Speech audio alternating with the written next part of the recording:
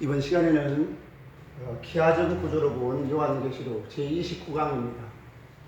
제29강 본문 말씀은 21장 9절에서 22장 5절까지. 오늘 본문 요 제목은 이제 성도의 영광.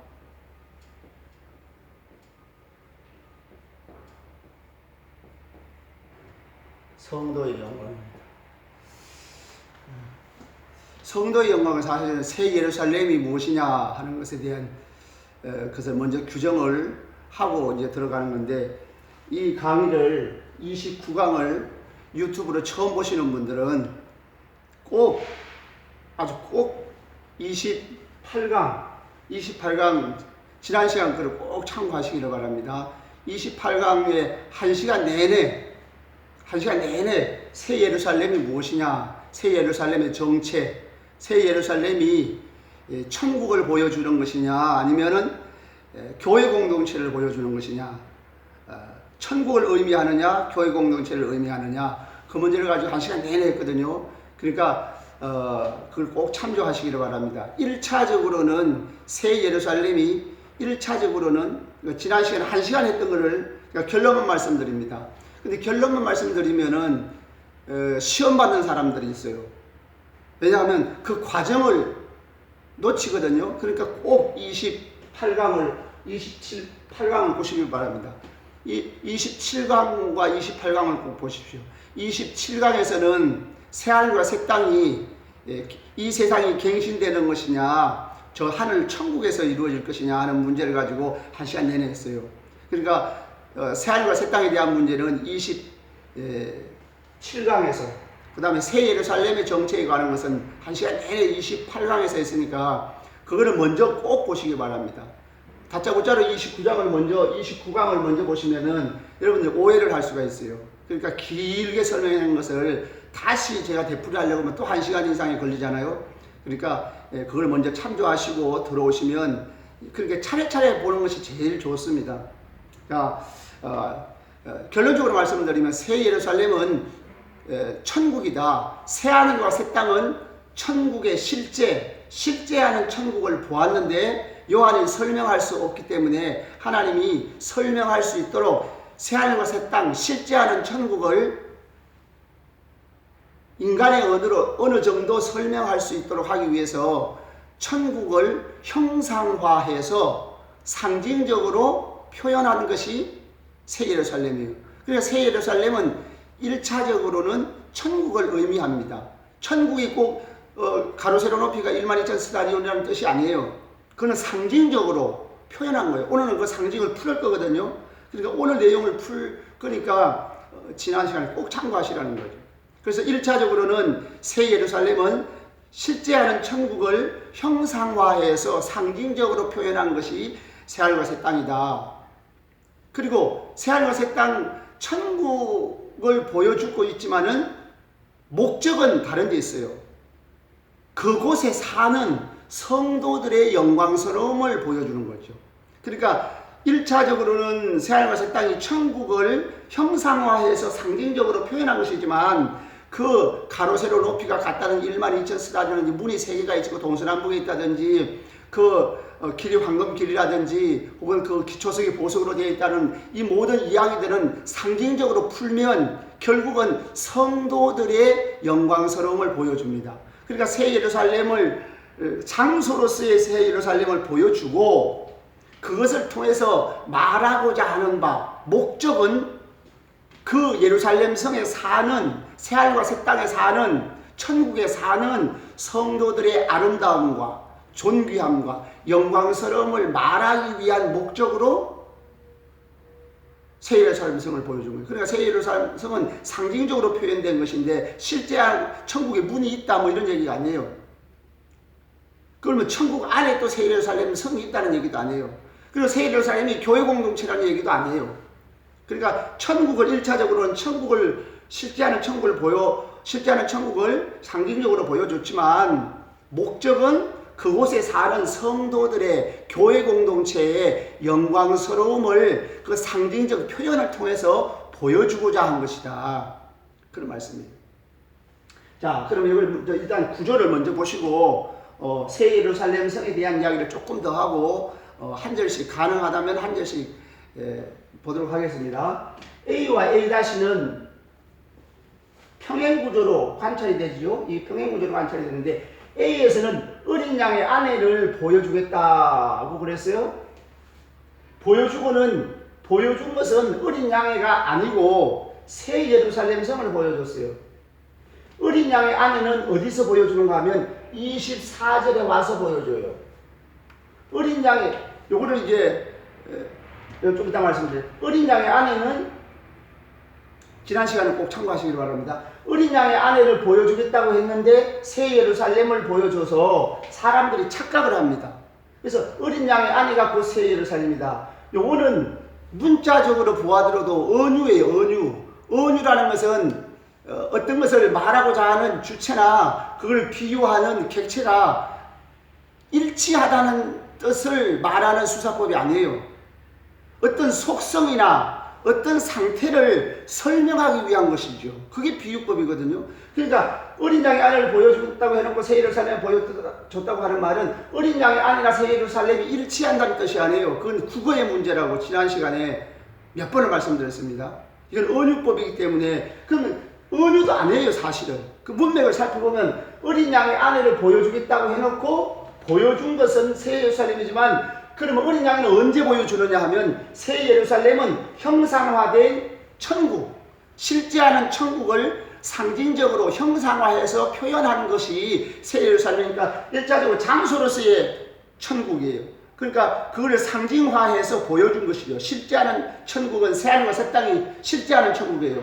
그걸 말로 설명할 수 없으니까 새 예루살렘을 보여주면서 그것이 곧 실제하는 천국을 새하늘과 새 땅을 대표적으로 새 예루살렘 성을 보여줬는데 그건 실제하는 예루살렘 성이 아니고 천국을 형상화해서 상징적으로 표현한 것이다. 그러면 어린 양의 아내는 언제 보여줬어요? 어린 양의 아내는 바로 보여준 게 아니고 새 예루살렘은 먼저 어린 양의 아내가 살 곳, 어린 양의 아내가 사는 곳, 천국을 형상화해서 보여주는 것이 새 예루살렘이에요. 그러면 어린 양의 아내는 언제 보여주는가 하면 24절에 가가지고 구원받은 만국과 땅의 왕들, 이게 어린 양의 아내입니다. 그러니까 어린 양의 아내는 24절에 봐서 이 예루살렘에 들어가는 자들은 만국과 땅의 왕들이 자기 영광을 가지고 그려 들어간다고 그랬거든요. 그러니까 예루살렘 성에 들어가는 모습은 상징적으로 예루살렘 성에 들어가는 그 모습은 곧 새하늘과 새 땅의 주인공으로 들어가는 성도들입니다. 여기는 구원받은 만국, 이 만국에 대해서는 이제 좀 이따 설명을 다시 드리고 그 다음에 땅의 왕들, 만국에서 구원받은 자들, 각 나라와 족속과 백성과 방언에서 온 세상에서 구원받은 자들, 그 다음에 땅의 왕들은 사명을 다한 자들. 그러니까 이중적 부르심이죠. 구원으로의 부르심, 사명으로의 부르심. 이것은 이제 여러 번 얘기했습니다. 1장 6절에도 왕들과 제사장들로 삼았다고 그랬죠. 그 1550년 스테펜 공인본문에는 그게 왕들과 바실레이스로 나와요. 바실레이스. 나라라고 고쳐가지고 바실레이아가 나라인데 바실레이안 대격으로 나왔는데 그 네슬 알란드파를 이걸 고쳤거든요. 1550년 스테펜 공인본문에는 왕들과 제사장들로. 그럼 왕들과 제사장들이라고 하는 말은 이 왕같은 제사장들이란 말이죠. 왕같은 제사장이라는 말은 제사장의 사명을 다할 때 왕적 권세에 참여하는 자들이에요. 그리고 1장 6절에도 그렇고 5장 10절에도 보면 나라와 제사장으로 삼으시고 땅에서 왕노릇 한다고 그랬죠. 그럼 이 나라가 이게 네슬 알란드 26판에는 이게 나라라고 되어 있지만은 1550년 스테펜 공인본문에는 왕들과 제사장들로 삼으셨으니 이게 5장 10절에 우리를 나라와 제사장이 아니고 왕들과 제사장들로 삼으셨으니 땅에서 왕노릇 한다고 했어요. 이거 땅에서. 이건 지상천년 왕국이 아니고 지금 사는 이 세상에서 왕노릇 하는 거예요. 그러면 우리를 왕들과 제사장으로 삼았단 말은 제사장의 사명을 다하는 순간, 제사장의 사명을 다하는 순간이 언제예요? 우리가 사명을, 복음을 전할 때 있죠. 복음을 전할 때에 하나님이 개입하시면 이 사람이 거듭나고 회심해서 믿게 되죠. 그러면 내가 전도할 때에 하나님의 왕권이 드러나가지고 이 사람이 회심하게 되면, 내가 전도할 때 이 사람이 회심하면 하나님의 왕권이 드러나는데, 그때 성도들은 하나님의 왕권에 참여하는 자들, 이게 왕노릇하는 거예요. 그걸 이제 요한계시록 20장 4절부터 6절 할 때, 그 25강인가요? 25강인가? 그 할 때 자세히 설명을 했습니다. 아주 길게 설명을 했어요. 그걸 한번 보시고, 그 왕들과 제사장들이라면 제사장의 사명을 다할 때, 전도할 때, 사명자로 살아갈 때에 왕의 권세에 참여하는 왕같은 제사장이다. 베드로전서 2장 9절처럼. 그리고 땅에서 왕노릇하리라 하는 말이 바로 제사장의 사명을 다하는 순간 성도들은 왕노릇한다. 그 말은 성도들은 이중적 부르심이라고 했어요. 이중적 부르심이라고 하는 말은 성도가 하나님 앞에서 부르심을 받을 때에 하나는 구원으로의 부르심, 구원으로의 부르심, 구원으로의 부르심이 있고, 하나는 사명으로의 부르심이죠. 사명으로의 부르심. 그래서 사명으로의 부르심, 동시적이란 말이죠. 이중적 부르심이란 말은 한 성도를, 한 사람을 하나님이 부르실 때에, 하나님의 소명이죠. 하나님 부르실 때에 우리에게 구원의 은혜를 주시고 동시에 예수 믿고 하나님이 부르실 때까지는 사명자로 살아간다는 거죠. 예수 믿고 세상을 떠날 때까지 성도들은 사명자로 살아갑니다. 그러니까 예외 없어요. 목사만, 전도사만, 선교사만, 전도훈련 받은 사람만 사명자가 아니에요. 예수 믿는 성도는 모두가 다 왕같은 제사장, 왕들과 제사장으로 삼고 땅에서 왕노릇해요. 그러니까 이중적 부르심이기 때문에 구원받은 사람이면 다 사명자예요. 몇 사람을 전도했느냐 하는 문제는 2차적 문제입니다. 사명자라는 의식, 다시 말하면 내가 그리스도의 군사다, 예수를 믿는, 그래서 조직신학에서도 이 땅에 있는 교회 성도들은, 땅에서 살아있는 성도들은 전투하는 교회잖아요. 믿음을 지키고 천국 간 성도들은 승리하는 교회. 그러니까 신학 전반이 다 그렇게 얘기하고 있습니다. 그러니까 하나님이 우리를 부르실 때는 구원받은, 구원을 누리는 존재, 구원의 영광을 누리는 존재에서 구원으로의 부르심과 동시에 사명으로 부르심이 있어요. 그러니까 이중적 부르심이 있죠. 그러니까 한 성도를 말할 때 구원받은 자인 동시에 또 사명을 감당하는 자, 초림부터 재림까지 사명을 위해서 살아가는 자예요. 이 땅의 성도들은 자기의 개인의 목적이라든지 자기 개인의 비전을 이루기 위한 삶이 아닙니다. 예수 믿는 순간 나는 죽고 예수로 사는 삶, 예수의 생명을 사는 자들이 성도들입니다. 갈라디아 2장 20절처럼 그리스도 안에서 나는 죽고 예수의 생명으로 사는 거예요. 그게 성경 전체에서 말하는 그리스도인의 삶입니다. 참된 그리스도인은 그리스도의 생명, 나는 죽고 자기 주권 내려놓고, 로마서 6장에 있는 말씀처럼 예수와 함께 세례를 받았을 때 이미 예수님과 함께 죽고 예수의 생명으로 살아났다는 거죠. 그러니까 한 성도가 천국을 들어간다고 하면 구원받은 성도가 천국을 들어가는 것이고, 땅에서 사명을 다한 자들이 천국을 들어가는 거예요. 그 같은 의미입니다. 이중적 부르심이기 때문에. 그래서 그거를 표현한 것이 어린 양의 아내를 얘기해놓고, 어린 양의 아내가 누구냐? 어린 양의 아내는 바로 구원받은 만국과 땅의 왕들이다. 이 같은 자들을 이중적으로 표현한 겁니다. 그래서 구원받은 만국 하면은, 요거는 네슬 알란드판에는 만국만 나왔어요. 만국이 그 빛 가운데로 다니며 그랬거든요. 근데요, 1550년 스테펜 공인본문에는 구원받은 만국이라고 나와 있어요. 그 다음에 스테펜 공인본문을 기초로 한 킹 제임스 버전, 뉴 킹 제임스 버전 말고 처음에 나왔던 킹 제임스 버전을 보시면 스테펜 공인본문을 그대로 번역한 것이거든요. 그러면 킹 제임스 버전에 보면 거기도 구원받은 나라들, 구원받은 만국, 그러니까 구원받은이라는 말이 있어요. 스테펜 공인본문에 1550년 스테펜 공인본문에 보면은 이걸 네슬 알란드판에서 구원받은이라는 말을 지워버렸죠. 그렇다고 해가지고 스테펜 공인본문만 혹은 킹 제임스 버전만 성경이라고 하면 전에도 말씀을 드렸지만 저는 그걸 반대하고 그건 옳지 않습니다. 모든 역본과 사본을 다 참조해야 되죠. 다른 사본들, 다른 역본들은 다 사탄의 작품이라는 것은 그 이단성이 있는 거잖아요. 그렇다고 또 반대로 킹 제임스 버전 이 자체를 무시한다거나 스테븐 공인본문은 이건 잘못됐다. 그건 더 잘못된 것이죠. 그래서 다 참조해야 되는데 스테븐 공인본문 킹 제임스 버전에 보면 구원받은 만국이라고 하면 이 땅에서 각 나라와 족속과 백성과 방언에서 이게 어디에서 나와 있어요? 7장에 나와 있죠? 7장 9절?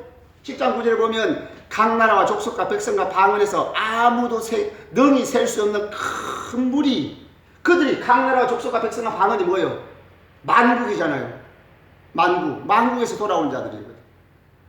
그 다음에 이제 19장 1절에 보면 허다한 무리들, 그 허다한 무리들은 만국에서 돌아온 구원받은 만국, 허다한 무리들. 그래서 구원받은 만국이죠. 그래서 구원받은 만국, 각 나라와 족속과 백성과 방언에서 아무도 능히 셀 수 없는 큰 무리, 결국 구원받은 만국과 땅의 왕들은 사명을 다한 자들, 이게 다른 사람이 아니고 같은 사람입니다.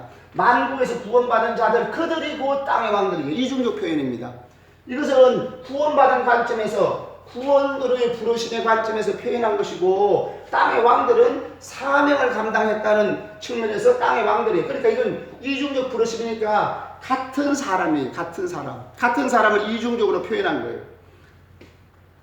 어떤 사람들은요, 제가 아는 조직신학자 가운데서 세계적인 분, 그리고 한국에서도 뭐 두 번째가 라면 서러울 아주 유명하신 조직신학자도 이 구절을 오해해가지고 조직신학을 할 때, 조직신학자인데 오해를 해가지고 나중에 천국에도 세상의 문화가 들어간다 이렇게 얘기하는 분이 있어요. 이 세상의 문화를 없이 하지 않고 세상에서 이루었던 그 모든 문화가, 그래서 만국과 땅의 왕들을 진짜 세상에 있는 정치 지도자들이라고 생각하는 것 같아요. 그래가지고 이것을 세상 문화가 발전되면 그 문화를 다 폐기하지 않고 그 문화를 천국으로 편입시킨다. 이렇게 얘기하는 사람이 있습니다. 이분은 조직신학자니까 성경신학을, 해석학적 순환을 무시한 거죠. 그러니까 성경신학을 제대로 안 하고 조직신학을 하니까 이 의미 자체를 바로 규정하지 않은 상태에서 이걸 조직신학으로 끌어들이니까 잘못된 조직신학을 하게 되는 겁니다. 여러분들 책을 보십시오. 그런 분들이 들어 있습니다. 아니 거의 대부분입니다. 거의 대부분이에요. 내가 누구누구라고 얘기를 안 해도 거의 대부분 세상 문화가 이 구절을 인용해가지고, 이 구절은 세상 문화가 땅의 왕들과 만국이 들어갔다는 말은 이 세상의 문화가 천국에 편입됐다는 얘기가 아니에요. 절대로. 이것은 어린 양의 아내를 설명하는 겁니다. 그분들은 키아준 구절을 무시하기 때문에 성경을 바른 해석을 하기가 불가능해요. 거의 완전 불가능하다는 얘기는 아니고 온전하게 드러내기에 부족해요. 하나님의 의도를 드러내는데 많이 부족하다. 그래서 키아전 구조로 보면 이것이 명백합니다. A와 A-가 병행이 되어가지고 어린 양의 아내를 보이겠다 해놓고 보여준 것은 정작 어린 양의 아내가 아니고 새 예루살렘을 보여줬어요. 이건 천국이죠. 상징적으로 표현된 새 예루살렘, 천국을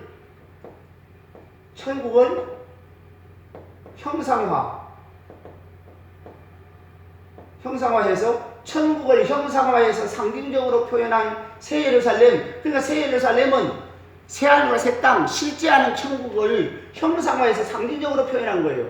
그러니까 이건 장소적 의미가 되겠죠? 이건 장소적 의미가 되겠어요. 장소적. 근데 목적은 뭐라고요?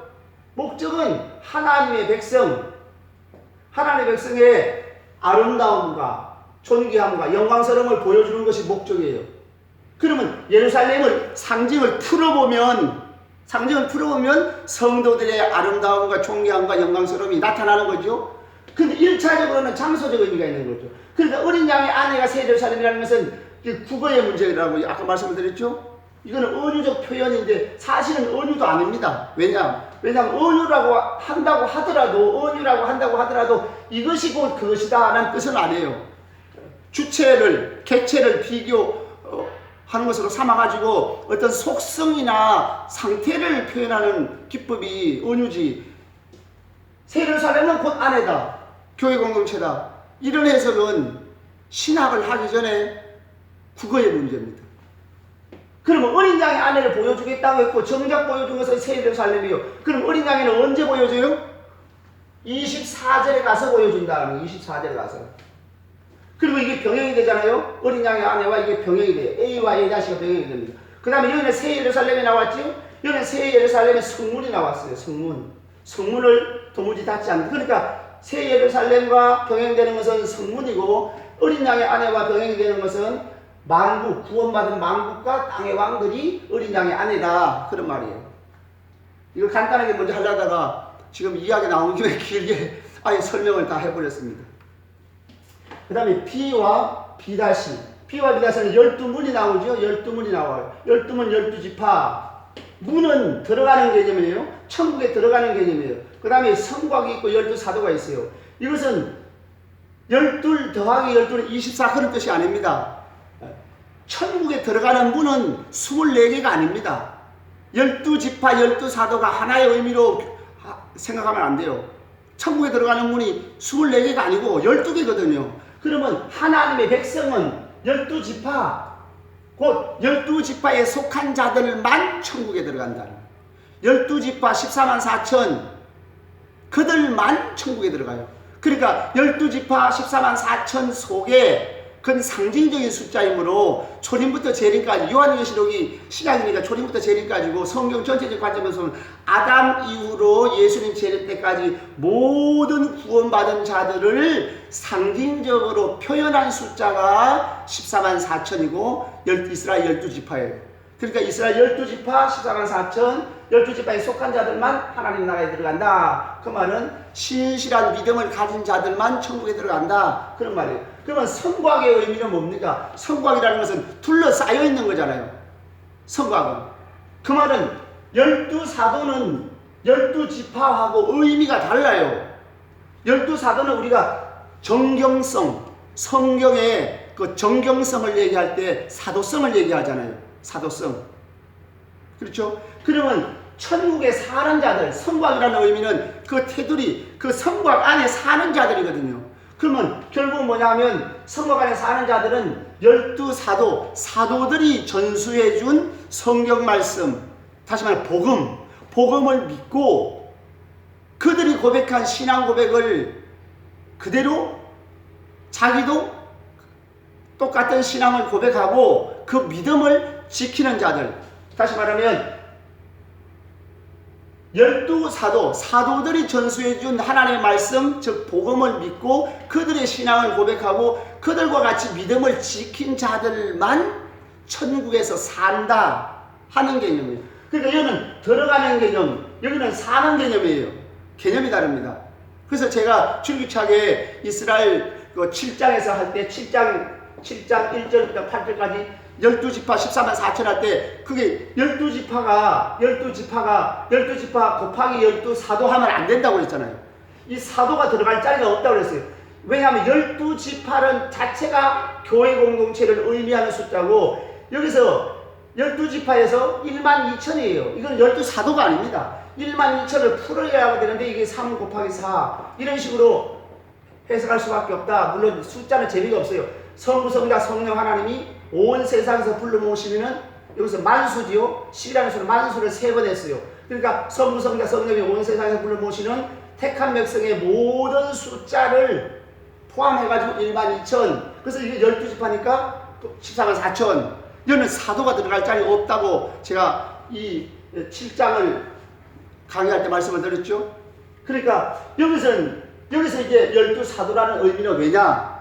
천국에 사는 자들은 사도들이 전수해준 말씀, 복음만 믿고 그들의 신앙 고백과 같은 고백을 하고 그들과 같이 믿음을 끝까지 지키는 자들만 천국에서 산다. 그 들어가는 자들은 12문, 12지파 하나님의 택한 백성들만 들어간다는 거죠. 그래서 지금 들어가는 개념이 있어요. 그러면 B-도 마찬가지. 생명책에 기록된 자들만 들어가리라 그러죠. 이 들어가는 개념이고 문도 들어가는 개념이죠. 그 다음에 C와 C-C와 C-는 하나님과 어린 양이 성전이 되시고 성전이 다시 없다 그랬어요. 하나님 어린 양이 성전이 되시면서 다시 성전이 없다는 말은 성전의 기능이 이미 천국 가가지고 다 회복이 된 것이죠. 성전의 기능이 뭐예요? 성전의 기능이 성전의 기능 여러 가지로 말할 수 있지만은 크게 두 가지로 말할 수 있어요. 첫 번째는 죄사함, 그 다음에는 하나님과 동거함.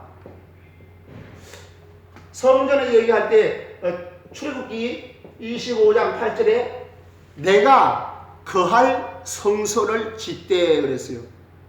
내가 거할 성소, 하나님이 동거하기 위해서 이 땅에 성소를 지으면 내가 너희들과 동거하겠다 하는 표로 성막, 회막, 성소를 지으라는 거예요. 그러니까 죄사함은 동거하기 위한 순서예요. 다시 말하면 죄 있는 인간이 하나님과 동거할 수 없거든요. 그러니까 죄사함이라는 것은 동거하기 위해서 죄 있는 사람들의 죄를 용서하고 거룩하신 하나님과 동거하기 위해서 죄를 용서해주고 동거하는 거예요. 그러니까 동거하는 것이 더 중요하죠. 그 구원의 개념은 우리가 일반적으로 죄사함 받았습니다. 물론 죄가 있으면 동거 못하죠. 그렇지만 더 중요한 것은 동거하는 것이 중요한 거예요. 그래서 믿음이 뭡니까? 이 땅에서 주님과 함께 사는 자가 영원히 함께 사는 거예요. 그래서 천국에는 이 하나님과 어린 양이 성전이 되심으로 더 이상 성전이 없다는 것은 예수님이 하나님과 어린 양을 통해 가지고 이미 모든 구원의 역사를 이루셨어요. 그것이 성전의 기능이 뭐예요? 성전이 더 이상 필요 없는 것은, 어린 양이 성전이 되시는 것은, 성전의 기능이 더 이상 필요 없는 것은 성전의 기능을 다 이루었다는 거예요. 이미 죄사함을 받았죠. 이미 예수님께서 부활하심으로, 예수님 재림하심으로 성도들이 부활체로 완전하게 구원의 완성에 이르렀어요. 그러니까 이미 동거하는 거죠. 죄사함을 받고 성도들이 동거하니까 성전이 더 이상 필요 없는 거예요. 그래서 하나님과 어린 양과 예수님과 함께 동거하는 자체가 성전의 기능을 다 완성했기 때문에 더 이상 성전이 필요 없다. 그 다음에 C-에는 C와 C-가 병행이 되죠. 하나님과 어린 양의 보좌 앞에서 항상 하나님을 섬긴다고 했어요. 하나님을 섬김의 자리로 회복됨이 구원이죠. 하나님과 동거하는 목적이 뭐예요? 하나님을 섬기기 위해서.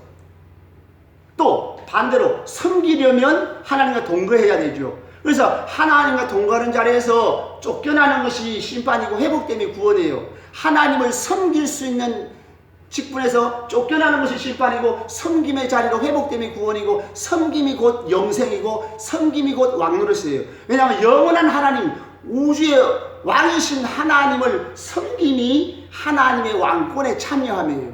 그래서 왕노릇 한다는 말은 그 갱신주의자들이 말하는 것처럼 세상 만물을 통치하는 것이, 여기에서 세세토록 왕노릇 하나님께 만물을 통치하는 것이 왕노릇이라는 아주 싱거운 해석을 하는 분들이 있어요.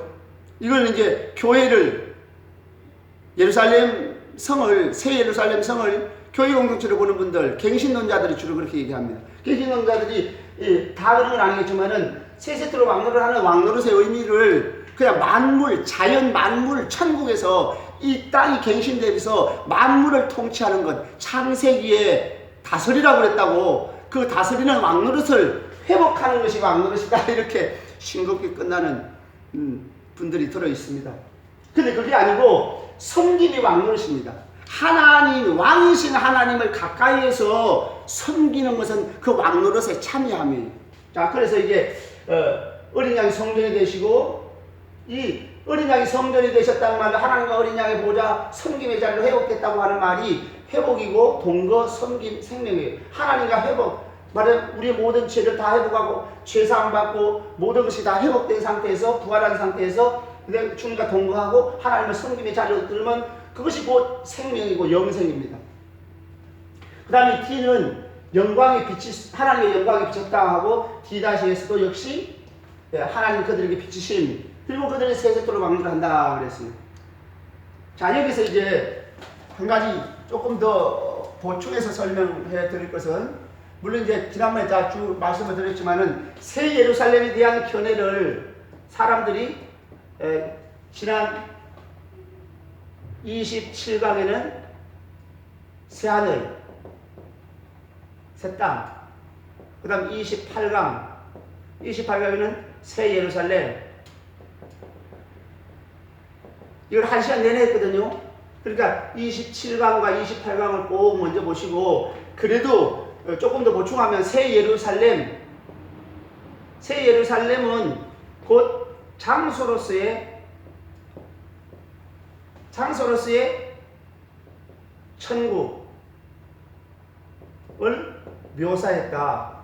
근데 이렇게 묘사할 때 이 묘사의 방법이 뭐냐 하면 상징적으로 형상화해서 천국을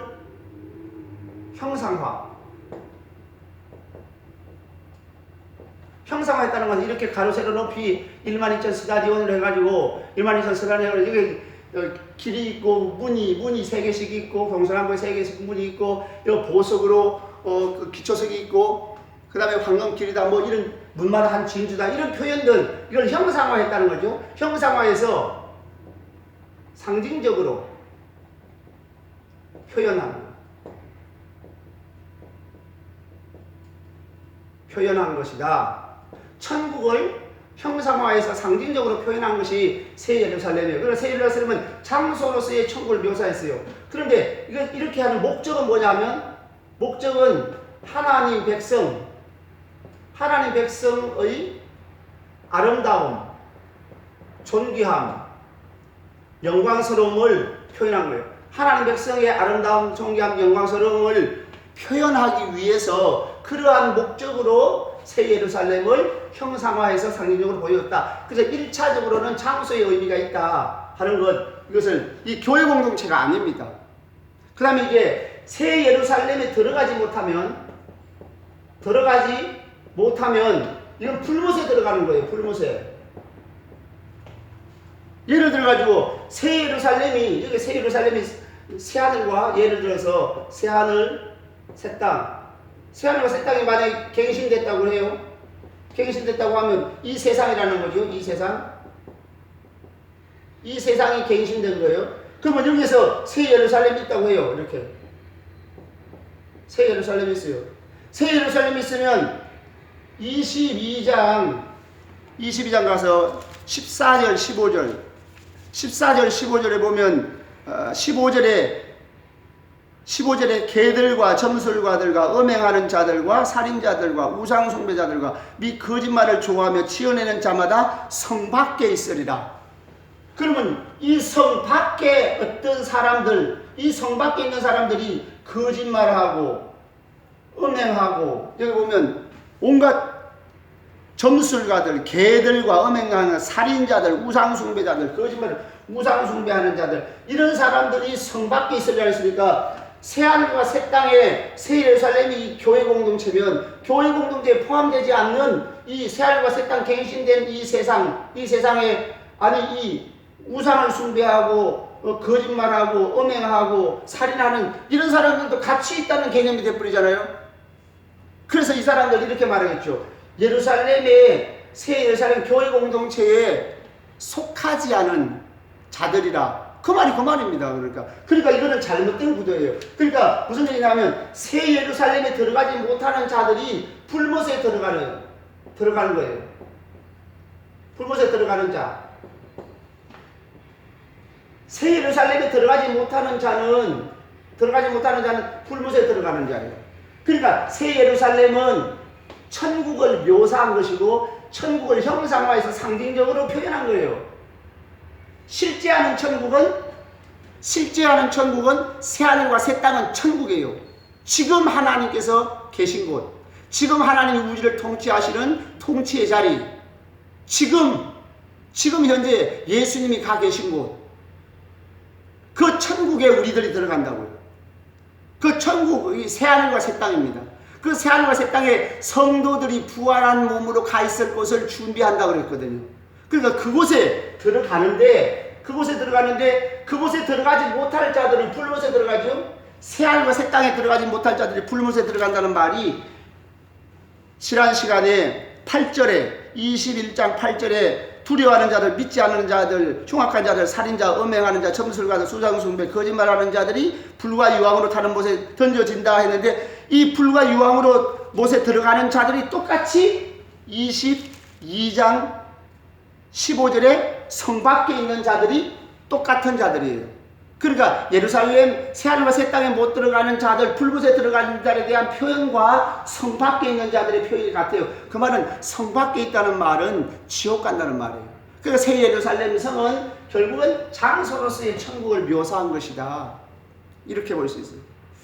어떤 사람들은 이제 이걸 또 상징적으로 이렇게 얘기하죠. 새 예루살렘 성을 교회 공동체라고 바꾸기는 분들은 예루살렘 공동체에 편입되지 못한 불신자들을 묘사했다 이렇게 말하겠지만은 설득력이 부족합니다.